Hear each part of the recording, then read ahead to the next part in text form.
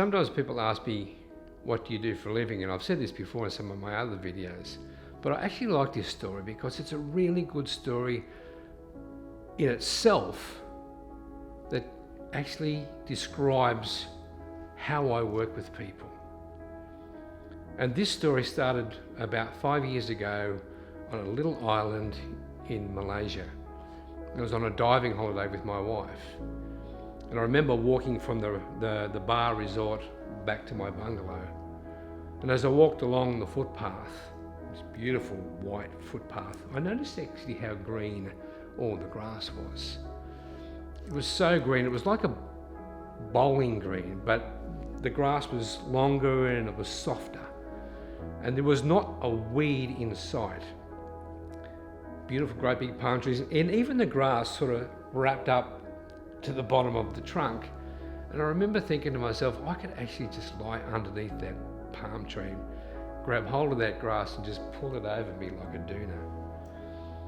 And as I'm walking towards my cabin, I see that there's a little guy down there, obviously the gardener, and he was in front of my bungalow. And I just sort of maneuvered myself around him, and he just looked up with a great big toothless smile, and I made my way up the 3 steps and up back onto the platform, the veranda. And I thought, I wonder what this guy's up to. I'm pretty sure he was the gardener. Anyway, he's down on his haunches and looks like he was sifting through the rocks. And I think, I wonder what he was doing. I thought, there's always something to learn. So I just sat there and I just watched him. And he would pick up a rock, he'd look at it, then he'd put it back down again. He'd shuffle a bit, pull up another rock, look underneath it, and then he would just put it back down exactly in the position that it was before.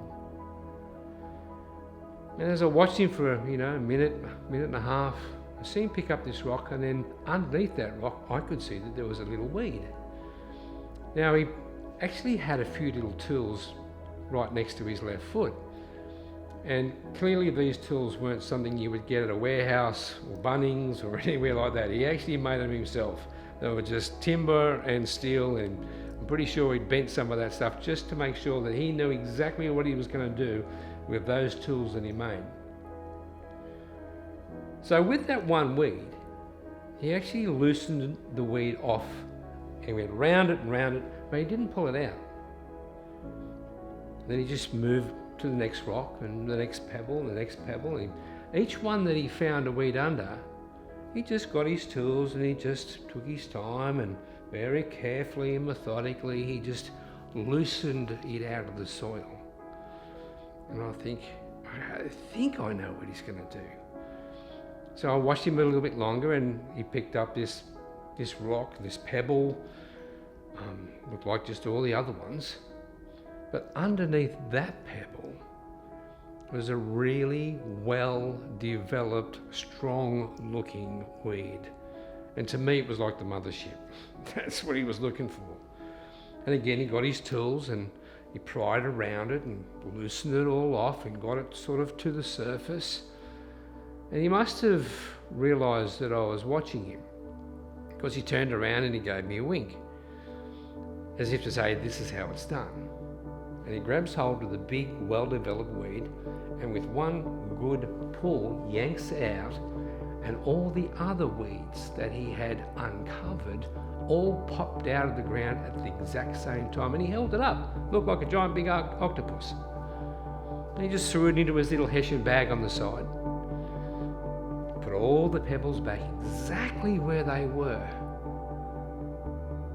and cleared that area. I thought, this guy's a professional. He really knows what he's doing.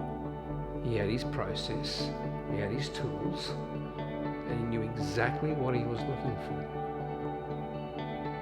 Now, if you understand the metaphor behind that, you'll understand how I help people to locate those weeds that need to come out of your garden.